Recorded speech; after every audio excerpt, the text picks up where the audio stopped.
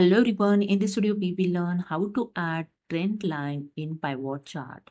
So let's start. This is my Excel file and here you can see I already created a pivot chart.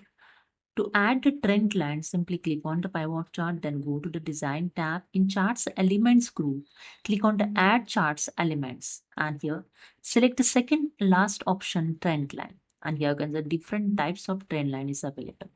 When you keep cursor, see the changes in your chart, the trend line is added.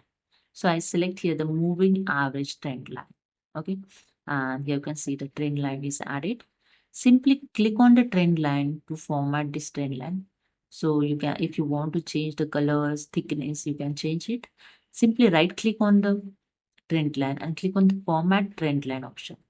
And here you can see the format trend line is open right hand side. Okay. Same as here, you can choose the different type of option of trend line. Okay.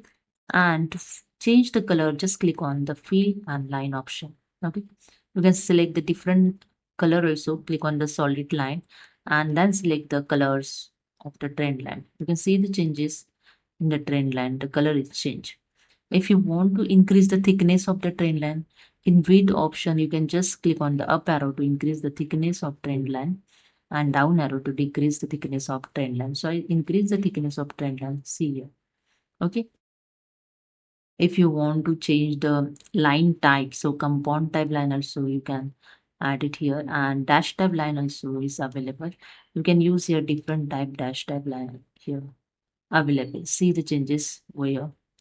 See the changes. The trend line is added in dash type line. Okay.